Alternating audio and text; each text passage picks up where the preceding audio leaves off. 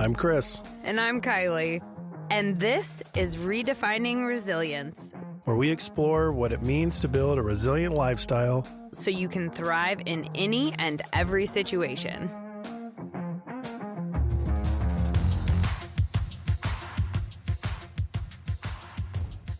Discipline explained. Discipline is the currency of confidence. Discipline is finding comfort in discomfort. Discipline is putting your future self first. Discipline is common work done with uncommon consistency. Discipline is action without motivation.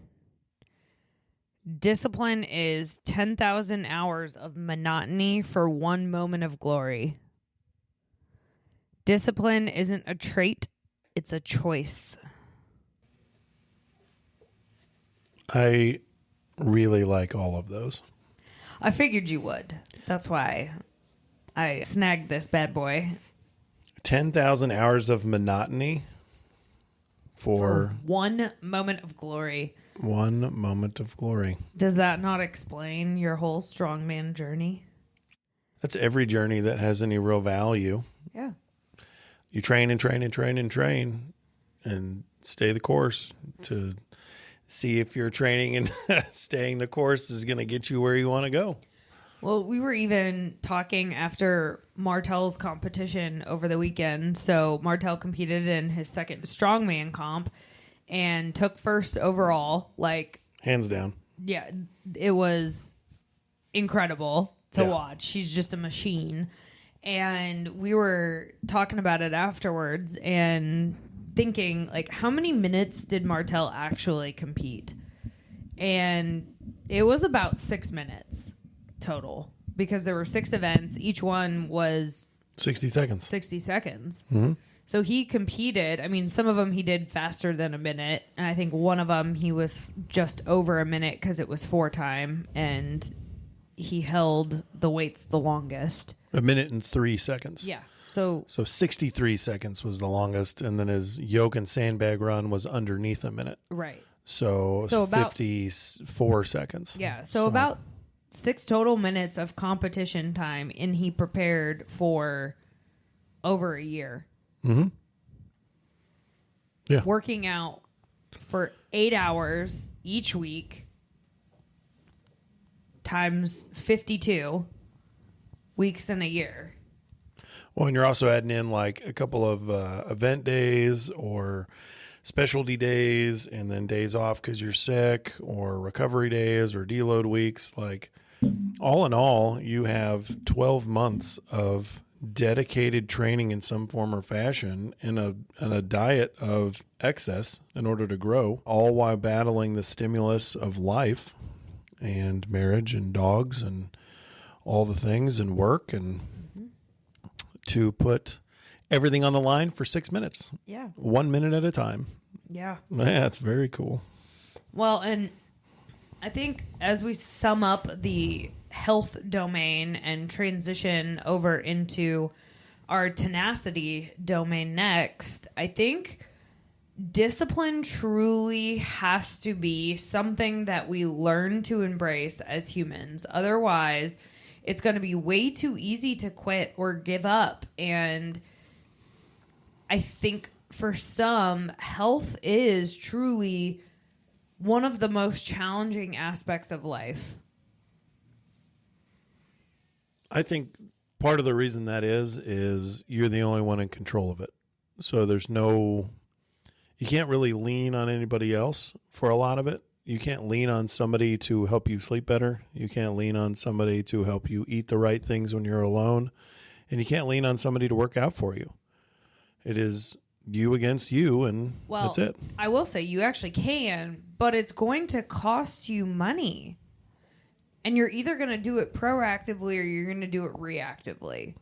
So proactively is I'm going to hire a coach. I'm going to hire a personal trainer. I'm going to have somebody help me stay accountable to getting to where I want with my health goals. The other side of this, because it's going to cost you money either way, you're going to pay for it on the reactive side of things when you have to go to the doctor all the time, or when your immune system is so poor you can't even fight a cold without having to go to the emergency room. You know, I got into a car accident. Luckily, I'm healthy. My broken hand healed in 3 weeks. If I wasn't so healthy, and Will said the same thing when he talked about his journey with cancer, if he wasn't so healthy, he might not even be alive today. Yeah. Pay now, play later.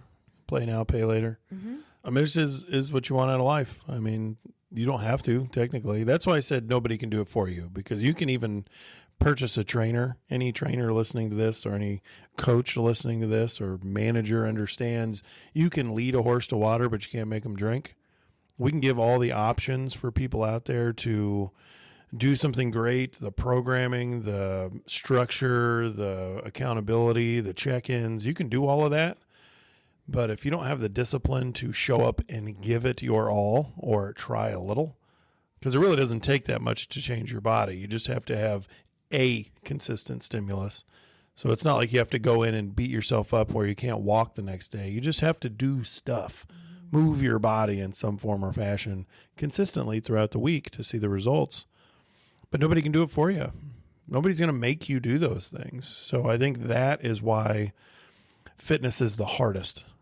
Everything else in life you can kind of couple up with somebody. You know, I need to get this done, so I'll do this with them. Or like starting our business, we do this together. Every decision is together. All the things we do is together. All the actions, all the conversations, like it's all done collectively. Well, and I think one of the lines that I read at the beginning was, discipline is finding comfort in the discomfort. Like, the reason why I think we don't like working out or making the healthy food choices or opting out of drinking alcohol is because it's uncomfortable, and you haven't gotten used to being uncomfortable as part of the process required to grow and get better. And we're not talking about uncomfortable like, holy shit, I just ran a 100-mile ultra marathon uncomfortable and I feel like my legs are going to break apart. No, you just can't have all the creature comforts of living in 2024 all the time. Sometimes you don't need to eat the sugary food. Well, in my case, I don't think you ever need to. You have to look at what is hard and ask whether or not this is hard or just slightly uncomfortable because it's different. It's really not that hard. It's just, I want something that gives me more dopamine. I will never forget, I was doing a CrossFit workout, and there was one girl in the class, and this is not to shame anybody, but she was on the bike, and her heart rate obviously got elevated because she was doing cardio. She started crying because she thought she was dying. She just was out of breath. And the fact that so many of Americans and people just globally probably have never raised their heart rate and gotten to that point where they're so uncomfortable is astonishing to me. So I like to ask myself, is this like actually hard? Am I actually reaching the point that I might get hurt? The human body can go 8 to 21 days without food or water. 8 to 21. That's a week minimum. 1 day over a week minimum of no food or water. I go like 5 hours without food and I'm hangry. Exactly. So when we start pushing ourselves and raising our heart rate and finding our cardiovascular limits or our strength limits, you're not dying. You're uncomfortable. You're training a system that needs to operate better, and you're forcing it to reach the point where it's starting to say, well, I don't know about this, pal. But it will change, and you have to reach that realm, but you are not even remotely close to dying. One of my favorite questions I've ever been asked in the gym, I was finishing a squat workout, and earlier before this year, my squat workouts were my favorite. They were the most brutal. Those are the ones I wanted to squat until my nose bled. Like, I love squatting. And I was using the safety squat bar. I worked my way up. I had a couple really heavy singles I was excited about. And then I did several sets of 10 after that with a lighter weight. And I get off of the rack. And as I'm walking away, this guy goes, "Hey, man, I want to do Squat-tober," which is squatting every day of the week of October, every day of the month. And he's like, "But I don't want to overtrain." And I just looked at him and said, "Don't worry about it, pal. It'll never happen." And he was like astonished. He's like, "Well, it's squatting every day." And I'm like, your volume and your intensity is so low in that program, and the human body is built to do this. Unless you are not sleeping at all and not eating at all, you will never overtrain. People think that they're going to find this quote unquote overtraining realm fast. I've been doing this for 24 years and I have never overtrained. Ever. I've never reached the point where I'm like, well, I don't know, man. It's probably reining in a little bit. Nor have you gotten too bulky. Yeah, I've been searching for that forever. It's a common thing that a lot of women say is, "Oh, I don't want to strength train because I'll get bulky." That's not how it works. No, it's physically impossible. Yeah. I mean, the women we see who are bulky are typically taking testosterone or there's an additive. Yeah, some sort of steroid. Women are built different. Yeah. Men have testosterone levels that are much higher. Testosterone is the enzyme that takes protein and turns it into muscle mass. So it really doesn't affect your emotional state other than make you happier and more resilient. And in order to increase muscle mass on most women, we won't say all because there are the genetic oddities out there, you have to enhance it yourself. So, well, and I really liked this line that discipline isn't a trait, it's a choice. Because we think, oh, Chris can do it because he's disciplined. Chris didn't wake up one day and just decide to be a disciplined guy. Chris has been working on these habits for decades and put these habits in place and seen the benefit of having the habits, which is why it's now easier and habitual for you to work out consistently, fuel your body with the proper food, and just do hard things. Like, you have no issue with cleaning or doing chores. Like, if something needs to be done, you just do it and you don't complain. It's one of the things that I love the most about you, because I wish, like, I know I'm capable of being that way. Luckily, I don't have to because I have you. But it's really inspirational because there's times where I'm feeling lazy or tired or like just exhausted, and Chris is still at work, and I think to myself, like, okay, Chris is working right now still, and here I am, like, so tired I can't empty the dishwasher. So tired I can't possibly make dinner. No, I channel my inner Chris and I ask myself, like, if the roles were reversed and I was at work still and Chris were at home, what would he be doing? He would be emptying the dishwasher because he wouldn't want to do it tomorrow. Chris would be changing over the laundry or folding the laundry because he doesn't want it to get wrinkly and have to do it all over again. Chris would be doing the things that need to be done because anytime you see something that needs to be done, you just do it. How did you get to be that way? I guess I just asked myself the question, am I really too fucking tired to empty the dishwasher? Like, come on, man. Like, you're a full-grown fucking man. You're a full-grown human, and you can't empty the dishwasher? Like, that's unacceptable. Unacceptable. So I timed myself. How long does it take to empty the dishwasher? Because then I can ask myself, am I so fucking lazy that I can't spend 3 minutes making my life better? Like, no, I think I can spend 3 minutes making my life better. I think that's unacceptable to say to myself. Like, this is just inner dialogue. I would never ask anybody. I would never look at you and say, unfucking acceptable. Figure it out. because I know that's intrinsic. You have to like do that yourself. Yeah. That's inner work. That's not, and it's not that I'm better than anybody. That's just, I'm excessively hard on myself.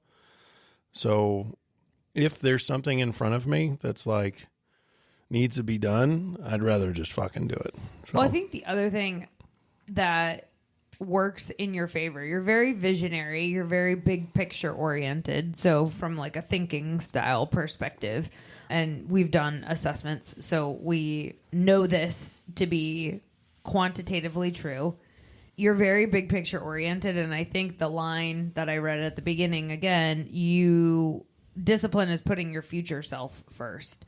I think you do a really good job of thinking like, okay, if I don't do this now, I'm going to have to do it later. Is later going to be a better option? Or what are the consequences of me waiting to do this later? And probably 1 out of like 25 times you'll say, okay, it can wait. But that's very rare. And it's usually because we've been going hard for an extended period of time and we just kind of need a break. So I will say you are human, but I think you do a great job of putting your future self first. And I think that for me was an aha moment when it comes to my health and specifically what I eat.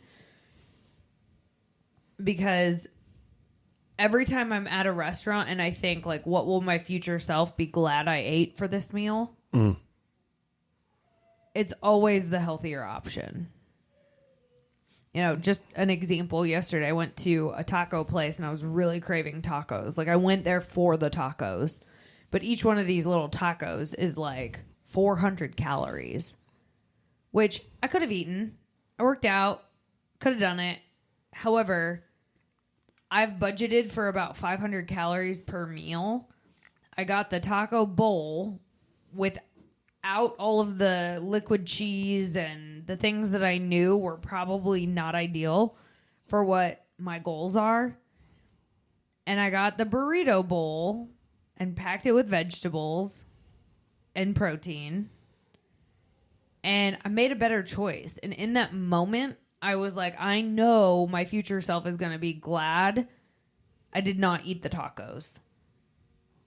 Because I was not getting, like, a healthy taco. I was getting the one that had, like, the Dorito crunchy taco with the soft taco and a layer of liquid cheese, smushing it together, using it as adhesive, right, to keep the two shells together.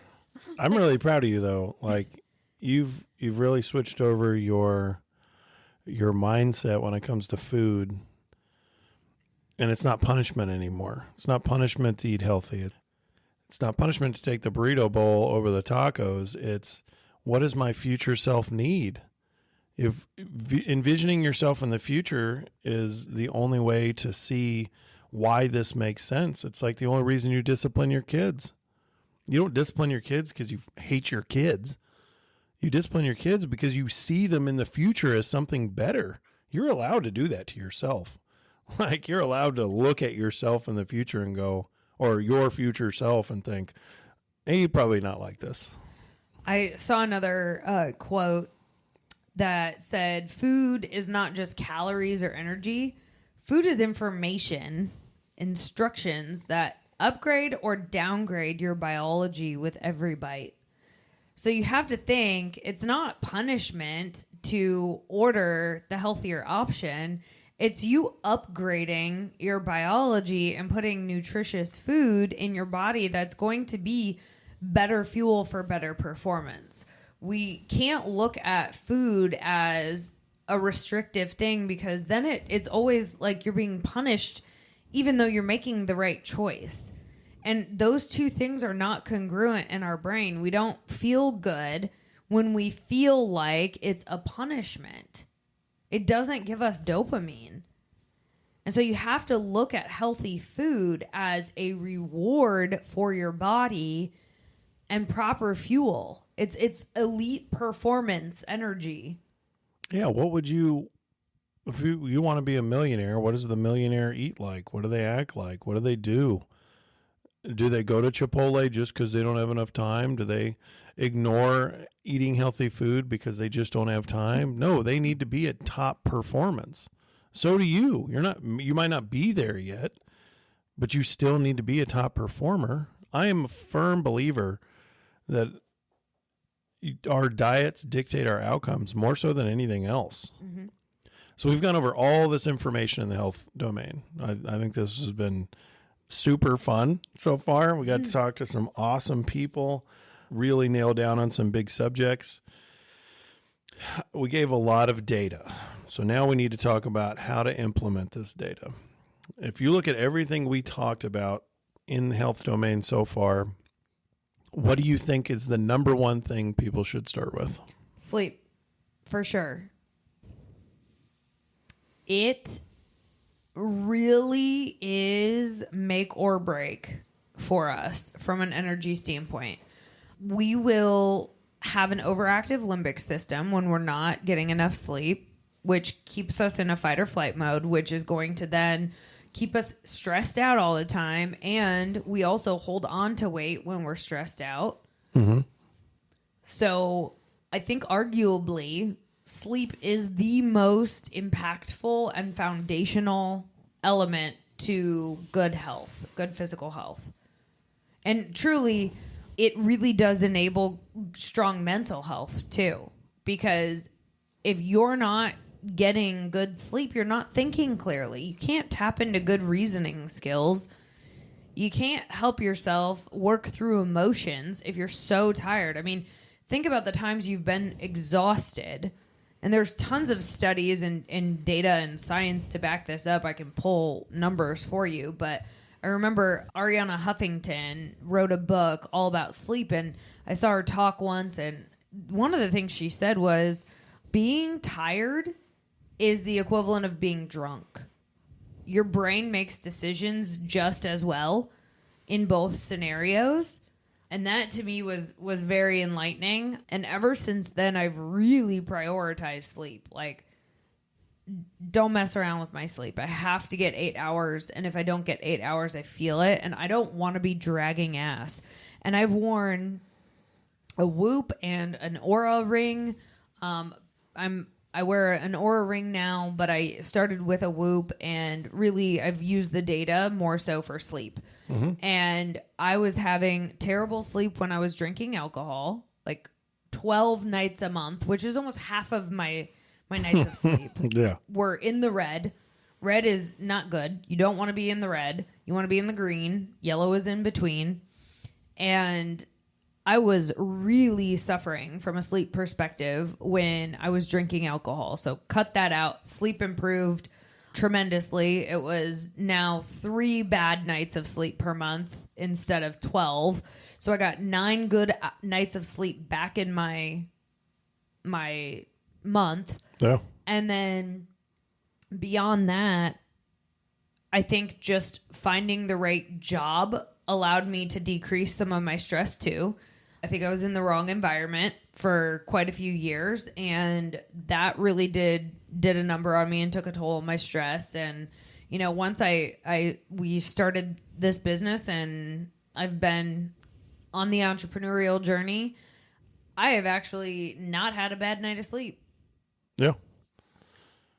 I think the easy stuff we overlook because it's not like a supplement in a jar with a flashy label. It's not something you can really post online. You're not really doing anything. In fact, you're doing less. So people... Nobody makes money off of you getting good sleep. Yeah, but you can. You can make more money off of good sleep. But I think because it's free and because it's already available, we feel like it's not something we can utilize. But if I go back and look at my training protocol, one of the last things I started tracking was my sleep. I trained for years without tracking my sleep. Years. And I would go and go and go. And I thought the less I slept, the more I could wake up and grind. And I would put myself, through 4 or 5 hours of sleep. And I would train a couple hours a day, and I would work several hours a day. And then I had kids, and then a life, and I tried to make all these things work. And I was in the quote unquote hustle culture, because if the more I worked, the less I slept, the more productive I was going to be. And the problem was, I reached this point to where like I was just kind of spinning my wheels because I had no time to repair. My workouts were subpar. I wasn't gaining or losing. I was just in this weird equilibrium of a little bit of gain and a little bit of loss. I was getting injured and I was miserable. I was tired and I was angry, and I became very, very emotional all the time. I went from a frustrating situation that I would laugh at now, I would lose my shit over. So when I started tracking my sleep, I would see, oh wow, like my workouts are fucking stellar when I sleep 8 hours. I felt like a new man. Sometimes when I first started this experiment, I was on the back of, I think, about 6 years of 4 hours of sleep a night. And I would sleep like 12 hours sometimes. Wild. And it's like on a Saturday, I would go to sleep Friday night, and I'd wake up like at 11 o'clock the next day, and I'd be recharged for like a month. It's like, I gotta fix this, man. I can't have 5 days of 4 hours and then 12 hours on the weekend. Like, that is unacceptable. It's a huge chunk of life wasted. Mm-hmm. So when I started trying to regulate it 6 to 8 every time, I can tell when I'm under 8. I can tell when I'm under 6. It's not awesome. I want to go home and go to bed.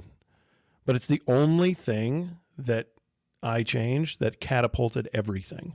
I haven't changed training routines that much. I haven't changed my diet that much.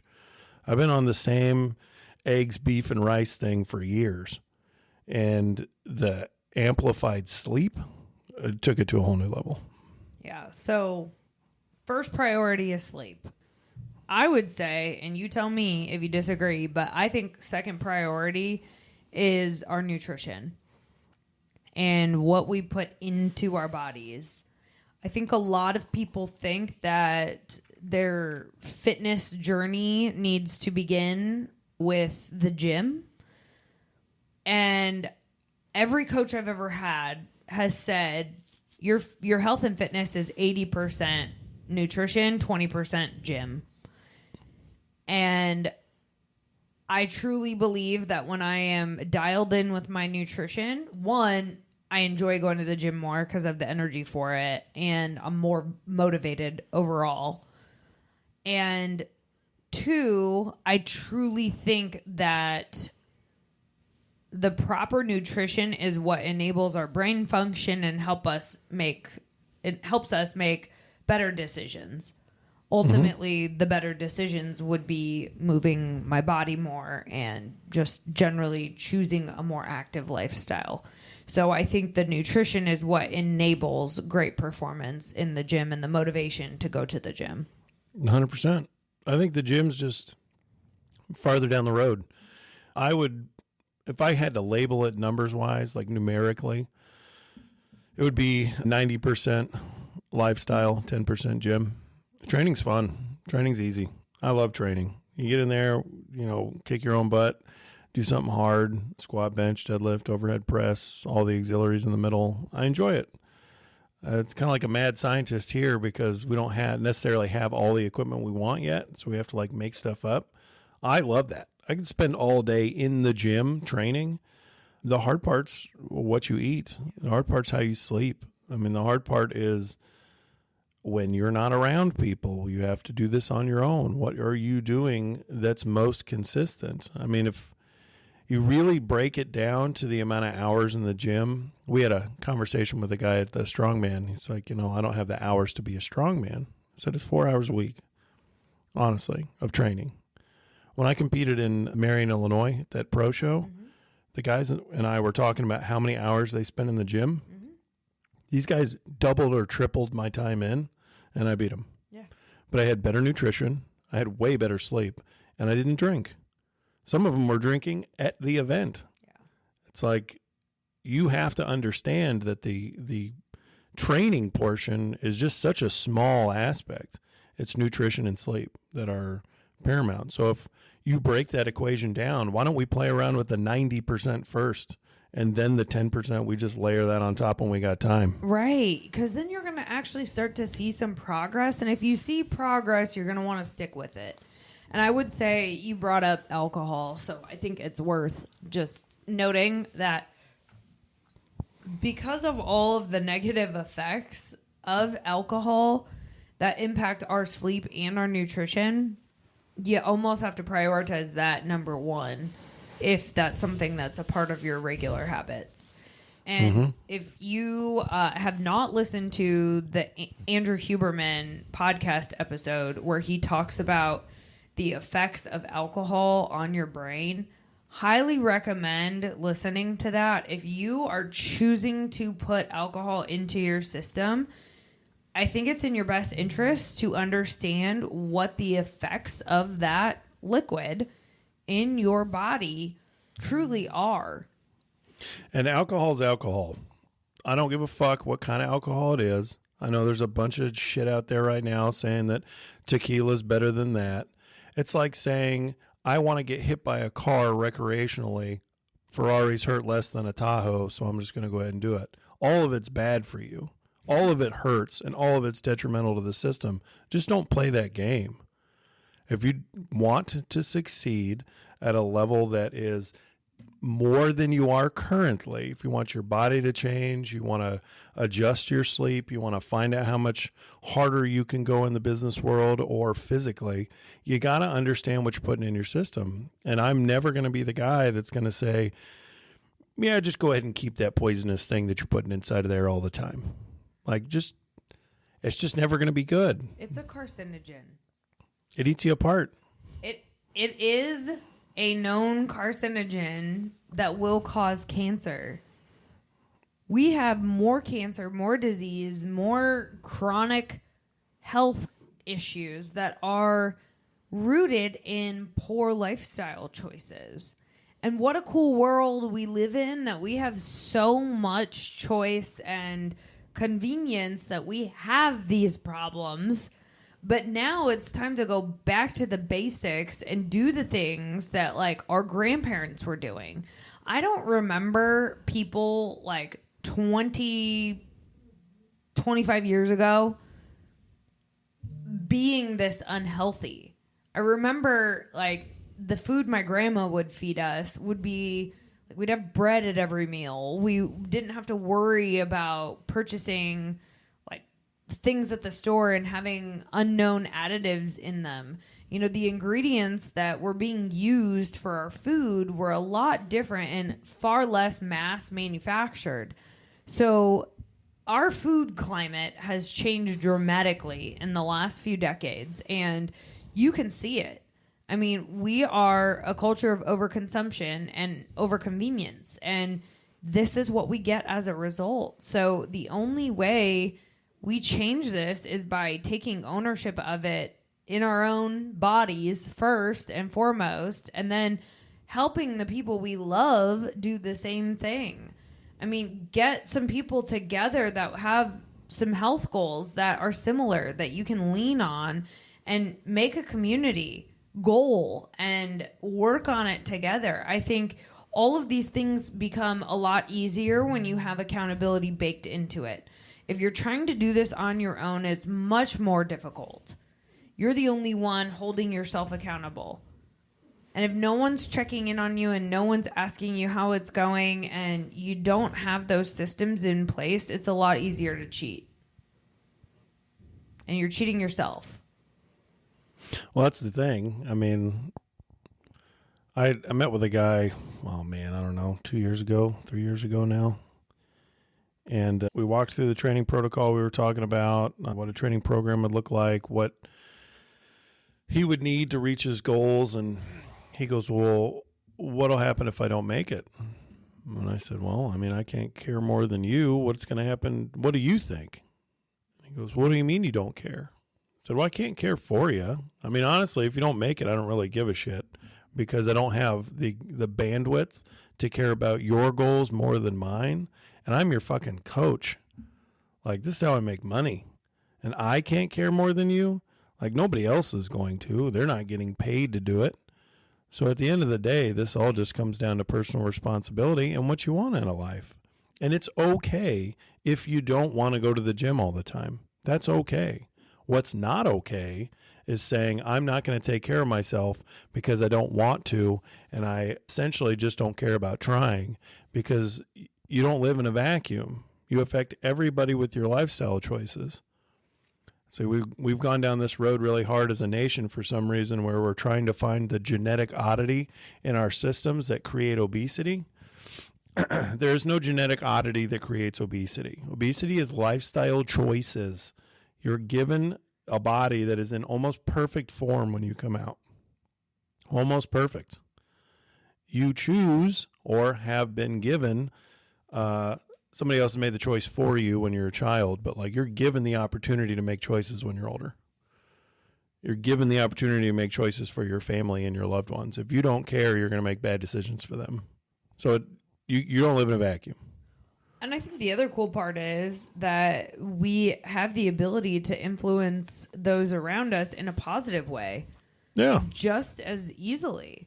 I know that when I gave up alcohol, a lot of people around me started to make choices that were different. And I went to lunch with a friend yesterday, and she said, every time I drink, I always think of you, and I just think how cool it is that you're able to say no to alcohol when you're in social situations. And I remember that every time I'm faced with the decision to either order a drink with alcohol or one without, and it always makes me think twice before I order alcohol. It's like, that's really cool. I'm not even like super close friends with her, and she thinks about that consciously when she makes choices now, because of one person in her network that isn't necessarily one of her top 5 most influential people in her life, but at least someone that's made her think differently about her choices. So if we That's cool. Yeah, it was cool. I mean, it just goes to show that you don't know who's watching. You don't know who you're impacting positively or negatively. Why not try to be the positive influence for those around you? If you're waiting on, your spouse to start taking better care of their health, you're waiting for your spouse to stop drinking alcohol to make it easier on you. Show them the way. Lead by example. If you want other people around you to tone it down a notch, show them what it looks like. If you want other people to make healthy choices for themselves, show them what it looks like. And if you go somewhere and somebody has made a decision to say not drink or chooses a healthier option and it makes you uncomfortable, you need to go home and ask yourself why that made you uncomfortable. I went to a business development get-together about a month ago now, and it was at a cigar bar. I love a good cigar. I was really disappointed because there were so many people to talk to that I didn't really get to even smoke my cigar, which was very depressing. But anyways, we're walking around, and the guy I was talking to, he goes, "You want a drink?" And I said, "Yeah, I would really like a sparkling water." And he goes, "Yeah, okay." And I said, "No, seriously, I fucking love sparkling water." And I get this water, and he goes, "Are you serious?" And I said, "Yeah." He goes, "That's all you drink?" I said, "Yeah, man. I get to come here, hang out with all these cool people. I have no hangover. I have no, I'm not drinking a bunch of empty calories, and I feel great." Yep. And it made him uncomfortable. He's like, "Well, I don't think I could ever do that." I'm like, "Okay, cool, man. I don't care. I'm not doing this to prove a point. I'm doing it because I'm in control of my life, and I have to answer to me. So I'm not answering to anybody else. If I just did what the status quo was all the time, I would have no vision for my life, and I would just be blown around like a leaf in the wind. I'm not a leaf in the wind anymore. So this is where I stand, and I'm okay with that." Yeah. And everybody has the capability to make that decision. It just might be more awkward at first. I had a buddy when I was in living in Kentucky. He came to my door. I think I've already told this story. And he goes, "I've literally never seen you without a Pabst Blue Ribbon in your hand." And I just blew it off like a joke. But I look back and think about that, and it's like, what a sad example, man. I mean, constantly drinking, that's not good. No. But we get the choice. That's the cool part about life. Nobody's dictating anything to you. If you want to turn it around, man. It's your job. It's your boat. You're piloting it. Well, and what I told my friend yesterday at lunch was she said something about how, I really only drink if it's for like business events. And I said, I hear that all the time. And my response is, why are we conforming to what's average when average is not healthy? Well, and do you want to be an average person? No. Do you want to be does your business want you to be an average employee? That's a great question. Average sucks. Yeah. Average is easy. All you have to do is pick up your feet.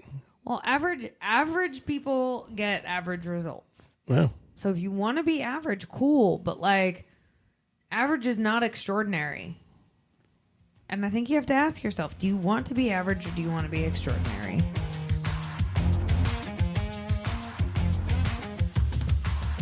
Thanks for listening to Redefining Resilience. To learn more about building your mental and physical readiness, check out odysseyresilience.org. And follow us on Instagram, LinkedIn, and TikTok.